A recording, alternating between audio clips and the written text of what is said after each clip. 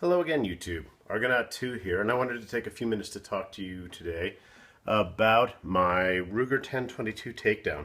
Now, actually, I've had this one for a couple of years. This is not a new gun for me, and it's not a new Ruger development either. It's been around for a few years now. But I wanted to talk about some features of it because I think they're worthy of discussion.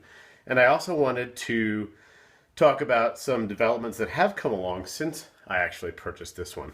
I will say at the outset, I really like this little rifle a lot. I think they really came up with a neat idea when they designed this one. The case, as you can see, is quite nice. Lots of pockets here to store ammunition, tools, what have you. And obviously got all these for also for holding. If you were out, I used to live down in the desert Southwest. If I was out and I took this with me and I kept it clean inside, I could also put, things like a soda and some snacks in there too. Could put ammunition in both or just one and put snacks in the other, who knows.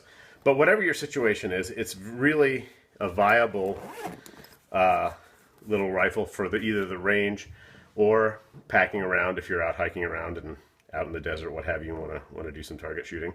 The Ruger 10/22 Takedown has been around since 2012, 2011, somewhere in there. I got mine in 2012, and there's a couple of stories actually.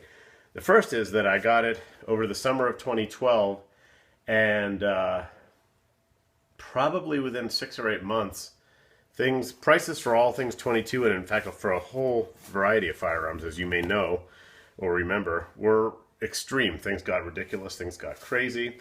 There was a point in the winter when I wanted some spare cash, and I already had another 10/22, my very first firearm actually, and so I was able to sell the first one to a private party, and we did all the paperwork and all of that jazz, and I got a very handsome price for it. But I got home, and literally within maybe hours I kind of regretted it. I hope the young man who bought it from me has really enjoyed it. I'm imagining he has. I've never heard anything to the contrary from him. But I was sad that I had parted with it. So it wasn't too long before I went out and got another one, this one, and I've held on to it. Now, I'm not just trotting an old rifle out here for the sake of making a video. I wanted to bring it out just in case, first of all, maybe you are new to shooting, maybe you're new to 22s, maybe you're new to Ruger, maybe you're new to the concept of the Takedown. A lot of people think of it as a survival rifle. It's certainly designed for that and built in that category. I like to think of it as an easily packable rifle, just for the sake of even going out for an afternoon shooting in the desert or out in the woods in a safe place, etc., etc. But regardless of your purpose, it's a neat rifle, and I wanted to talk about it because some developments have come along, and there are some things that I know now that I didn't know a few years ago about it. First of all, in the past 6 months, I have seen these with an entirely new variety of stocks. You'll see in a moment, this one is a black synthetic stock, but they now have them in the black synthetic, in several other colors, in a variety of camouflage configurations, probably 6 or more choices, including what somebody was kind of prototyping a couple of years ago, and I actually even was considering doing myself, and in fact bought an old stock for the purpose of cutting it up and trying it, including putting a wood stock on a Takedown rifle, which I think is really an awfully neat idea, and apparently other people thought that too. Beat me to the punch. And some of the Ruger guys must have thought so, because they've now had one not just in development, it's actually on the market. And it really looks nice. It's awfully nice. If I had it to do over again, I'm really not into selling things. I like to buy firearms. I like to buy almost anything, whether it's firearms, furniture, music, books, etc. And I tend to hang on to things. So that was a one-off thing for me. I probably won't sell this one. In fact, I'm almost sure I won't. But if I did, I'd really like one of the ones with a wooden stock. I think they just look really nice. But if that's not your favorite flavor, there are plenty of others. This one has a black synthetic stock. As I said, there are other colors out there now. There are a variety, as I said, of camouflage patterns available. And so there's a whole And I would guess, I can't remember off the top of my head what I paid for this, but I'm guessing that they may have even come down slightly in price since this was first introduced a few years back. Maybe not much, but then again, they might have, because they seem to be easier to find than they were a few years ago, that's for sure. Lots of nice little features to this. Again, the bag is a fantastic feature. A lot of people have questions about the bag and the pockets and slots inside the bag, which you'll see in just a moment. I don't have an issue with that, and that's one of the reasons I wanted to show you this. And I actually have a scope mounted on this that I wanted to show you, so that anybody who has questions about putting a kind of a ridiculous scope, which this is, not the scope itself, but the size for a 22. Anyone with questions about that, really, I hope they see this and see that you can actually fit a large scope on a 1022 Takedown and still fit it in the bag with plenty of room. There's no way, looking at this, that you can see anything is really not zipping up properly, odd things poking out, etc., etc. There's a little bend here, but that's only because it's been sitting in my safe kind of in a funny angle.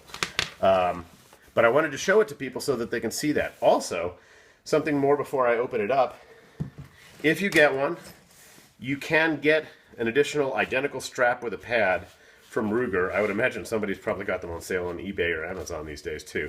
I'd suggest the extra strap, pardon me, I'd suggest the extra strap so that you can have the option at least of wearing it like a backpack. And I've actually tried that. I have another strap for this. I don't know where it is right now, where it got to. Again, I moved about 6 months ago, so who knows. But I would suggest getting a second strap. This isn't a major league pain, and it's perfectly nice, and it's very sturdy. But having another one over here so you can have even weight on both shoulders is kind of nice. I like that. And it's got a nice handle up here if you just want to pull it out of the back of the truck or what have you. So let's go ahead and take a look inside. Oh, one last thing before we do. They do advertise this, and I've tried this. It works, but it's not... I wouldn't make it a major selling point. They actually advertise the bag as being a good rest. You can put the fore end and the stock, or the fore end and the barrel right through there, and use that as your rest when you're shooting. You can, but it's not the world's best by any stretch of the imagination. So, you know, it'll do in a pinch for sure. And it is a nice feature, but it's not a hugely successful design feature. All right, opening it up now. Here we go. Okay, so pockets on both sides. The main pocket over here, obviously, is for the stock and the receiver assembly and the trigger assembly and all that jazz, and the scope is in here too. You can probably see me squishing it now. Over here are two different pockets for the barrel or another barrel, or I suppose if somebody had a scope with quick detach whatever, they could put it in here. Or you could put magazines or 22 ammo in there, whatever you want to do. A lot of people like to have these and have those Ruger BX25 magazines, and they could easily store several of those in there. I'll just kind of say parenthetically that I had one of those with my first Takedown, and I let it go with the Takedown. I'm not a big fan of those, but it's not the BX25 in particular. I think that's a well-designed one. I just don't like those big banana magazines. They're clunky, they're clumsy. Yeah, they kind of have a certain look if you're into that. But, and that's fine if you like those. I just don't particularly like them. They're awfully big for this small profile of a rifle. And if you're sitting at a bench or you're prone or whatever, they will be hitting the rest underneath you or the ground or whatever. I'll do a whole other video. There's a little, the magazines they come with, there's a little tri-mag adapter so you can actually hook 3 of them up and just go from one to the other to the other. And those have a nice slim profile, and I prefer those, but that's another video. So here we go. Here is the fore end and the barrel. And you can see there sort of what they've done to make this a Takedown. And the main part, the action, receiver, all of that, and stock, and the scope. And this is one of the main things that I wanted to do this video for the sake of. Again, the fact that you can have a significant sized scope on here and not have it, and first of all, have it fit in there and not have it really be a major league pain as far as zipping anything up. Here we go. I have, for the sake of this and just for fun, I have kind of a ridiculous sized vortex scope on here. It's actually a 3 to 9 by 40. And I actually took this off of another rifle. This got, I love Vortex. They're really a wonderful scope. This one had a little accident, and I even considered sending it back to the company because they have such a fantastic return policy and warranty on their products. And I doubt I'll do that, because what I found was that while it got banged up, nothing was actually broken, and it was able to be sighted in and zeroed again. So what I simply did was I moved it down to this rifle for this purpose. It did still fit in here, and this is a hefty scope for this kind of gun. Again, it's kind of ridiculous, but I wanted to show that it could be relatively easily done. Again, a Vortex 3 to 9 by 40 on here. Synthetic stock, stainless all. And, you know, I don't love the black synthetic stocks. A lot of people swear by them. I don't really have a strong opinion one way or the other about their benefits versus downside, but I do feel, I just don't like the look of them all that much. But when I got this, there wasn't any choice. Now there are. Now there are wooden stocks and forends. There are those camo patterns. All sorts of things out there now that are alternatives to this. Again, I like this well enough for the moment. I'm not going to get rid of it or anything, but just two main things to take from this today are that you can get a scope of considerable size mounted and into the bag relatively easily, and that there are a variety of other, shall we say, stock options. To put these together and take them apart, you simply put the barrel in like that, click it into place. You can tighten it with that a little bit, and you're good to go. Reverse process for disassembly, you just pull that little pin, twist, and disassemble.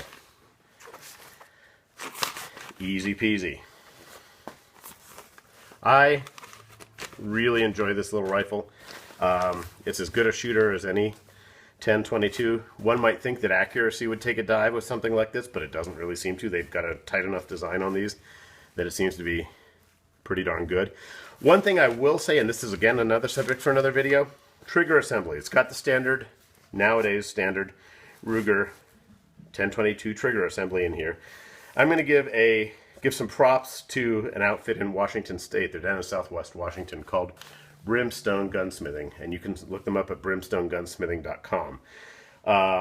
They do a variety of gunsmithing. They're pretty much a full-service gunsmithing shop. One of their specialties is different tiers of work on the trigger assembly, and the lowest tier I think was $35, and that's to have them do some fine-tuning on the trigger and the polishing the sear and things like that.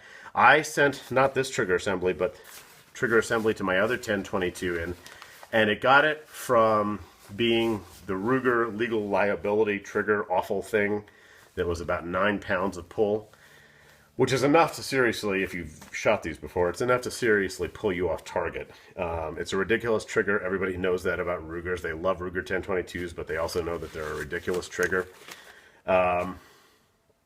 But if you send it to the guy out there at Brimstone Gunsmithing, he may take a while. I don't know if he's got the same backup now as he had a couple of years ago, but even if he does, it's still the best 20 or 30 or so dollars, $35 that you could spend. Once I got that trigger back with that nice light pull, I think it's around 2.5 pounds maybe, something like that.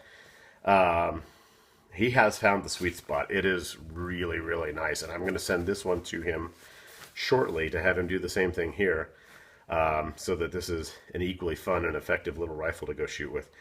He does just a fantastic job. Again, Brimstone Gunsmithing, brimstonegunsmithing.com. Boy, if you're not into doing your own modifications and things like that, and I'm really not, again, best money you could spend on a really inexpensive fix that will vastly improve your accuracy. So kudos to them. I'm going to get that done shortly. Oh, I was going to show you the magazine, but it's a standard Ruger 1022 little mag in there, 10 rounder, and seated nice and flush, and able to take it out, you know, drop it out with that. So very standard, what you've probably seen, either you have or you've seen in other videos. So nothing special, nothing new there. It's absolutely a normal 1022, except for the little takedown element. So anyway, that is the Ruger 1022. Again, main highlights are, now especially, price may have gone down. Variety and options for the stocks are much, much greater than they were initially. Really nice little rifle. They also have a different barrel available now with a flash suppressor on it, and it's only about $20 or $30 more.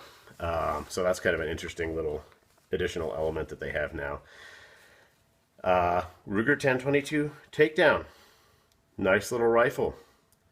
Check one out if you're interested. They are a whole lot of fun, and obviously, as you can see, very accessible, packable, etc. All right, gentlemen and ladies, like and subscribe, and I will talk to you again soon. And I think maybe my next one will be either about the Vortex scope or the trigger assembly that came back so much improved. So anyway, have a good night all, and again, please like and subscribe.